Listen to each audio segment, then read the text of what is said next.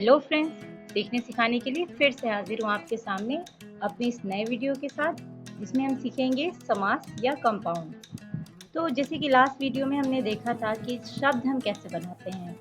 तो शब्द बनाने के लिए जैसे हमने प्रत्यय यूज़ कर लिया या हमने उपसर्ग यूज़ कर लिया, उसको इस्तेमाल करके उपसर्ग, प्रत्यय या प्रीफिक्स सफिक्स को यूज़ करके हमने नए शब्द बना दिए। एक और तरीका है, जैसे दो शब्दों को जोड़ के नए शब्द बनाए जाते हैं, बस उसी विधि को कहते हैं समास। अब जैसे एग्जाम्पल के तौर पे आप देखेंगे, माता पिता, माता और पिता। दूसरा एग्जाम्पल है विश्राम प्लस गृह या विश्राम गृह या विश्राम के लिए गृह, आराम करने के लिए घर। अगला एग्जाम्पल है घोड़ा प्लस सवार, इन दोनों को मिलके बनता है घुड़सवार। घुड़सवार मतलब घोड़े पर सवार। अब इसको आगे और डिटेल में देखेंगे। समास रचना में प्राय दो पद होते हैं। पहले पद को पूर्व पद और दूसरे पद को उत्तर पद कहते हैं। पहला पद या दूसरा पद, ऐसे भी सिंपल भी समझ सकते हैं। और समास से बने पद को समस्त पद कहते हैं। पहले पद को पूर्व पद या पहला पद, दूसरे पद को उत्तर पद, और जब पूरा मिलके एक पद, एक समास बन जाता है, उसको कहते हैं समस्त पद। और इसको हम अलग करते हैं तो उसे कहते हैं समास विग्रह। अब इसको एग्जाम्पल पे समझते हैं। जैसे एक एग्जाम्पल लिया गया है यहाँ, गंगा का जल। तो गंगा जल अगर लिखा हुआ है तो ये है समस्त पद। इसमें दोनों पद हैं, पूर्व पद भी है, उत्तर पद भी है, तो ये बन गया गंगा जल समस्त पद। अब इसमें हम अगर देखना चाहें कि इसमें पूर्व पद कौन सा, उत्तर पद कौन सा है, तो गंगा जो है वो पूर्व पद है और जल जो है वो है उत्तर पद। और अगर इसका समास विग्रह करना चाहें तो हो जाएगा गंगा का जल। तो गंगा का जल हो गया समास विग्रह, गंगा जल हो गया समस्त पद, और गंगा हो गया पूर्व पद और जल हो गया उत्तर पद। अब इसको आगे डिटेल में देखेंगे कि इसके कितने भेद होते हैं। तो समास के भेद होते हैं 6। पहला है अव्ययी समास, तत्पुरुष समास, द्विगु समास, द्वंद्व समास, कर्मधारय समास और बहुब्रीहि समास।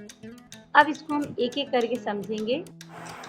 अब इसमें सबसे पहले हम देखेंगे अव्ययी समास। अव्ययी समास में बस मोटा मोटी हमें ये समझना है कि इसमें जो पहला पद होता है वो होता है प्रधान, मतलब वो मेन होता है। शब्द को देख के हमें ये निकालना है कि इसमें पहला पद मेन है या दूसरा पद। अगर पहला पद दो पदों को मिलके बन रहा है, समस्त पद, जो कि होगा समास हमारा, तो बस इसमें हमें यही देखना है कि पहला पद अगर मेन दिख रहा है तो समझ लीजिएगा कि ये अव्ययी समास है। अब मान लीजिए फॉर द एग्जाम्पल हमने शब्द लिया है यथाशक्ति, या हमने लिया प्रत्येक, या हमने लिखा आजन। तो इसमें है यथाशक्ति मतलब शक्ति के अनुसार। किसके अनुसार? शक्ति के अनुसार। या हमने लिखा प्रत्येक, तो मतलब प्रति एक, हर एक। या आजन तो मतलब जन्म से लेकर, जन्म से लेकर। या प्रतिवर्ष, हर वर्ष। तो अब इसमें देखेंगे कि जैसे या फिर एक लिखा हुआ है कि इसमें पुनरुक्ति से बनने वाला समस्त पद भी इसी के अंतर्गत आता है। इसका मतलब ये है कि जब एक ही शब्द बार बार आए, जैसे हमने लिखा है साफ साफ, तो इसका मतलब यही होता है ना, बिल्कुल साफ, तो ये शब्द भी अव्ययी समास में आता है। अब हम अगला देखेंगे, जो दूसरा है हमारा तत्पुरुष समास। अब तत्पुरुष समास में देखेंगे, जैसे हमने देखा अव्ययी समास में पहला पद जो है वो मेन होगा। इसमें क्या है, हमारा दूसरा शब्द जो है वो मेन होगा। और इसको पहचानने का सबसे आसान तरीका ये है कि इसमें कारक छिपे हुए होते हैं। अब कारक में जैसे कर्ता ने, कर्म को, करर से, के द्वारा, या संबंध कारक के, की, का, के लिए, या में, पर, ये सारी चीज़ें इसमें छिपी हुई होती हैं। अब देखो परसर्ग में क्या है, जैसे हमने देखा पुस्तकालय। अब पुस्तकालय में हमने देखा क्या छिपा हुआ है, पुस्तक का आलय। तो ये जो का छुपा हुआ है ये परसर्ग है या ये कारक है। तो जब कारक छुपा होगा तो समझ लीजिए कि ये तत्पुरुष समास है। इसको पहचानने का सबसे आसान तरीका यही है। या इसको समझ लीजिए कि इसका दूसरा पद प्रधान होगा, राजकुमार। किसका कुमार? राजकुमार। कुमार जो है ये हमारा दूसरा पद जो है वो मेन होगा। इसमें अगला एग्जाम्पल देखते हैं, जैसे पूजा घर या पूजा के लिए घर, तो इसमें आ गया हमारा ये प्रसर्ग के लिए, और ये घर जो है ये मेन है। आगे बढ़ते हैं, प्रयोगशाला या प्रयोग के लिए शाला, ध्यान मग्न या ध्यान में मग्न, घुड़सवार या घोड़े पर सवार, तो सेकंड पद इसमें जो दूसरा पद होगा वो प्रधान होगा, और दूसरा ये कि इसमें कारक का लोप होगा, इसमें कारक छिपे हुए होते हैं। अब आगे बढ़ते हैं, जो हमारा तीसरा समास है वो है द्विगु समास या निम्रल। अब इसमें भी पहचानना बहुत आसान है, क्योंकि बस इसका अगर नाम याद रख लें कि द्विगु समास में नंबर आते हैं तो कितना आसान है। जैसे हमने देखा त्रिभुवन, त्रि मतलब तीन, तीन भुवनों का, या हमने लिखा तिरंगा, तीन रंगों का, या हमने लिखा चौराहा, चौ मतलब चार, चार राहों का, या हमने आगे देखा पंचवटी, पंचवटियों का समूह, या हमने देखा सप्ताह, 7 दिनों का समूह, 7 दिनों के समूह को हम कहते हैं सप्ताह। नौ ग्रह, नौ ग्रह, नौ मतलब 9 और ग्रह, 9 ग्रहों का समूह। तो ये हो गया हमारा द्विगु समास, जिसमें समास पद का पहला पद जो है वो संख्यावाची विशेषण होगा। संख्यावाची विशेषण है अगर तो समझ लीजिए कि वो द्विगु समास है। आगे बढ़ते हैं, वो जो हमारा है चौथा समास वो है द्वंद्व समास। अब द्वंद्व समास में कहा जाता है कि जिस समास पद के दोनों पद प्रधान हैं, पहला भी और दूसरा भी, कोई कम ज़्यादा नहीं, दोनों एक दूसरे के बराबर हैं, वहाँ द्वंद्व समास आएगा। पहला पद भी प्रधान होगा और दूसरा पद भी प्रधान होगा, और दोनों पदों को जोड़ने वाले अवयव योजक का लोप हो जाता है। जैसे मान लीजिए योजक चुन, इसमें क्या है देखेंगे। अब जैसे हमारा पहला एग्जाम्पल हम ले लेते हैं भाई बहन, तो इसमें क्या छिपा है, भाई और बहन, तो ये है हमारा और जो है वो योजक है, तो ये इसमें छिपा हुआ है। अगला है पाप पुण्य, तो इसमें भी हम देखेंगे पाप और पुण्य, दिन रात, दिन और रात। तो अगर आप इसको विग्रह करेंगे तो आप ऐसे देख सकते हैं, और विग्रह नहीं करेंगे तो आपको ये साइन दिखेगा, तो समझ लीजिए कि ये जो साइन है ये साइन द्वंद्व समास का पहचान है। अब सारे एग्जाम्पल देखते हैं, दिन रात, भला बुरा, सुबह शाम, दाल भात, ठीक। तो इस तरह के शब्द को हम द्वंद्व समास में लेंगे। आगे बढ़ते हैं, जो हमारा पांचवा समास है, इसमें हम देखेंगे कि जहाँ समस्त पद के दोनों पदों में विशेषण विशेष्य अथवा उपमान उपमेय का संबंध होता है, वहाँ कर्मधारय समास होता है। अब इसका क्या मतलब है, विशेषण मतलब होता है एडजेक्टिव, और विशेष मतलब जिसकी खासियत बताई जाए, तो जिसकी खासियत बताई जाए और जो खासियत बताई जा रही है उसमें एक संबंध होगा, उसमें ही समझ लीजिए कर्मधारय समास होगा। जैसे मान लीजिए नील कमल या नीला है कमल, महाराज या महान है जो राजा, प्रधानाध्यापक या प्रधान है जो अध्यापक, महात्मा या महान है जो आत्मा। तो इसमें क्या है, एक है विशेष्य और एक है विशेषण।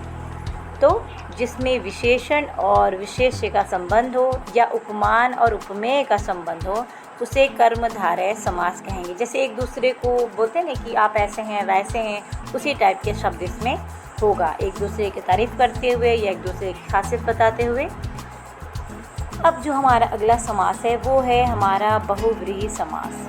अब जबकि इसके नाम से ही समझ में आ रहा है कि एट्रीब्यूट, तो जहाँ समस्त पद किसी अन्य पद अर्थ या जैसे समस्त पद जो भी लिखा हुआ जो शब्द बहुव्रीहि समास के साथ होगा उसका अर्थ जो है किसी की तरफ इंडिकेट करेगा, किसी और किसी थर्ड पर्सन के बारे में इंडिकेट करेगा। अब जैसे मान लीजिए पीताम्बर, पहला उदाहरण लेते हैं पीताम्बर या लंबोदर। तो पीताम्बर में पीत अंबर है जिसके अर्थात कृष्ण के, पीताम्बर मतलब पीला अंबर है जिसका। या जैसे हमने दूसरा एग्जाम्पल लिया लंबोदर, तो लंबा उदर है जिसका, तो लंबा उदर किसका है, गणेश जी का। अगला है दशानन, 10 आनन है जिसके, जिसके 10 मुख हैं, किसके 10 मुख हैं, रावण के। त्रिनेत्र, 3 नेत्र हैं जिसके, अर्थात शिव जी के। तो मोटा मोटी ये समझ लीजिए कि जितने भी देव हैं, जितनी भी देवता हैं उन्हीं को ये इंडिकेट करते हैं इस समास के शब्द। आगे बढ़ते हैं। अब हम देखेंगे कर्मधारय और बहुब्रीहि समास में अंतर। तो जैसे कि कर्मधारय समास में ये था कि किसी विशेष के विशेषण में संबंध बताया गया हो। विशेषण एडजेक्टिव और विशेष मतलब जिसकी विशेषता बताई जा रही है उसमें कोई एक संबंध होगा, तो वहाँ पे हो जाएगा कर्मधारय समास। लेकिन अगर वही शब्द लिखा हुआ है लेकिन वहाँ पे अर्थ किसी थर्ड पर्सन के बारे में बताया जा रहा है, इंडिकेट किया जा रहा है, तो वहाँ हो जाएगा बहुब्रीहि समास। बस यही छोटा सा फ़र्क है इसमें। अब फॉर एग्जांपल आप देखिए, जैसे पीताम्बर, पीला अंबर जिसका पीला वस्त्र है, लेकिन उसी पीताम्बर को अगर हम किसी सेंटेंस में ऐसे यूज़ करते हैं कि जैसे हमने कोई एग्जांपल ले लिया और वहाँ हम बात कर रहे हैं पीताम्बर के बारे में और उसका अर्थ ये निकल के आए कि पीले अंबर हैं जिसके या कृष्ण जी, तो ये हो जाएगा हमारा बहुब्रीहि समास और ये हो जाएगा हमारा कर्मधारय समास। एक और एग्जांपल ले लेते हैं, जैसे कमल नयन, तो कमल के समान जिसके नयन हो, तो कमल नयन हम किसी को भी कह सकते हैं कि तुम्हारे जो नयन है वो कमल के समान है। लेकिन अगर हम स्पेशली अगर किसी थर्ड पर्सन को इंडिकेट कर रहे हैं, या मान लीजिए हमने विष्णु जी को इंडिकेट करके किया, तो हमने लिखा कमल नयन या कमल के समान नयन है जिसके, अर्थात विष्णु जी के। अगर हमने इनको इंडिकेट करके बात कह दी तो वो हो गया बहुब्रीहि समास। और अगर हमने सिर्फ किसी विशेष की विशेषता बताया तो वहाँ हो गया कर्मधारय समास। अब एक और फ़र्क देख लेते हैं हम द्विगु समास और बहुब्रीहि समास में। तो इसमें भी कुछ नहीं करना है। जैसे कर्मधारय समास में विशेषण और विशेष के में अंतर है। विशेष की विशेषता बताने वाले शब्द कर्मधारय समास हो गए, लेकिन वही किसी थर्ड पर्सन को अगर इंडिकेट किया जा रहा है तो वो बहुब्रीहि समास हो गया। तो द्विगु समास में भी वही है।